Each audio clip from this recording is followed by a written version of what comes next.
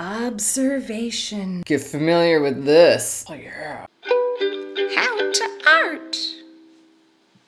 Hello Doodlebugs, it's Mary.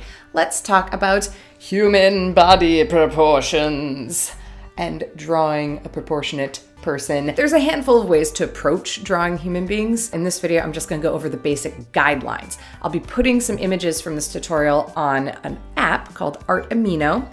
This is not the app, this is my phone, but the phone has the app. Art Amino is a supporter of this channel and a community of like-minded people who are into art and arting. So if you make your own work or if you just appreciate art and wanna collect and organize images, you can download the app. It's available on iPhones and on Androids. I said iPhones, like I'm from California. And if you want to make your own tutorials, you can do that. It's not just image-based. You can do text, almost like a Tumblr blog, and post images with the text. You can reach out for critical feedback from people who actually are really into making art as well. You can put your stuff in one spot on a mobile app where everybody's kind of on the same page. Everybody has a similar appreciation for similar things. And they've got apps for a bunch of other stuff. Photography, they've got music apps, K-pop, The Walking Dead, Star Wars one, all the apps. No matter what you're into, you can find your people. If you download the app, you can follow me, Mary Doodles, and I will be posting things there.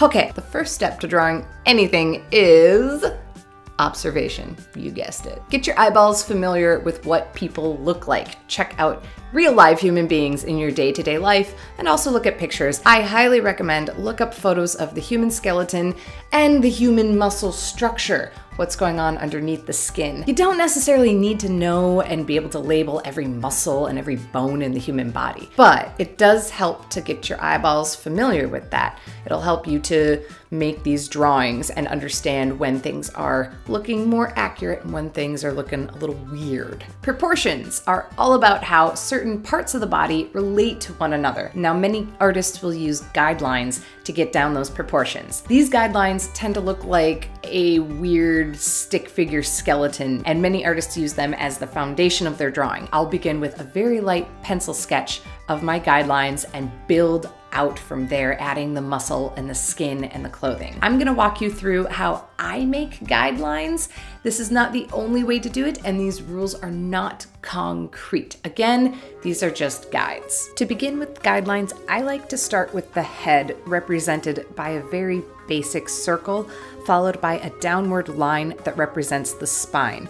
If you're doing a side view drawing, keep in mind the spine has a slight curve to it. Next, I like to establish the height of my figure. You can do that using the head as a measuring tool. The average human is about 5 to 7 heads tall. Of course, you can change that. You can go much higher or much lower according to what you're drawing, whether it's children or a very exaggerated cartoon. Once I've established that baseline where the feet rest, I break up the body into the major sections. The hips are gonna be around the middle. That's the major bending line. The knees are gonna be in about the middle of the lower half of the body, which I mark with a line, and the chest is gonna be in the upper half. By the way, none of these lines are super straight or measured out. As you can see, I'm pretty much eyeballing it.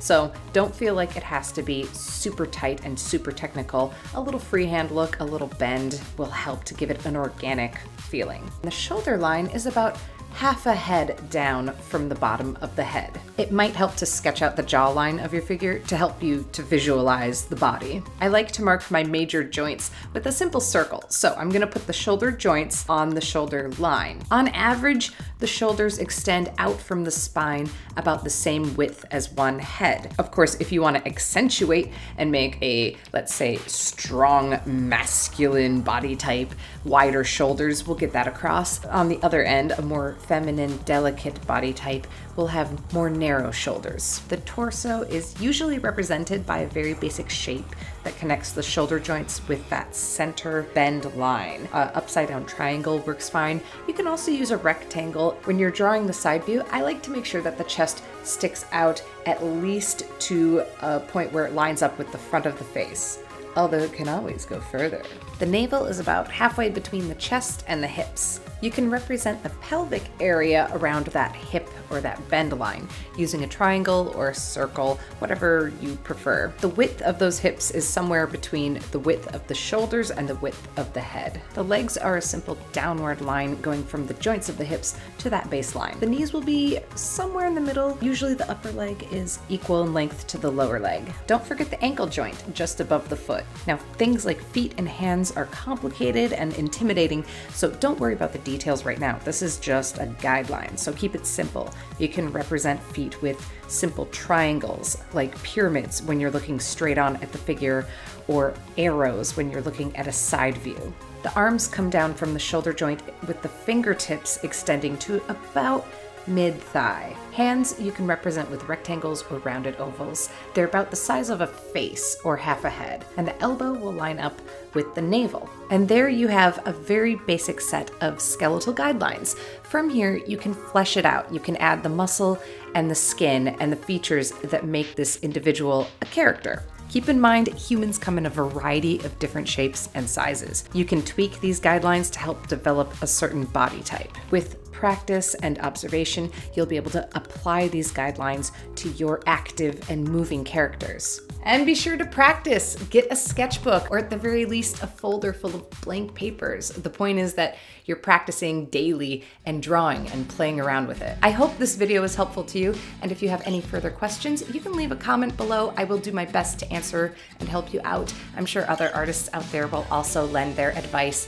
I have a whole video playlist of tutorials on my YouTube channel, youtube.com/MaryDoodles. Check out the How to Art playlist. There's videos on watercolor, on shading, on faces, all sorts of stuff, and I'm gonna keep adding to it. So if there's anything you wanna learn more about that I haven't covered yet, leave a comment below with a suggestion. You can also tweet me at MaryDoodles, and follow me at MaryDoodles so you don't miss any of the weird news that comes out. Like, I've started periscoping. Oh, I started periscoping. I drank the Kool-Aid. It was actually pretty delicious. So follow me there if you want to join in for some live doodles here and there. It'll be oodles of fun. Ooh. And as always, thank you very much for watching, dear doodlebugs. I must go now to my subterranean lab. Ah, here we are.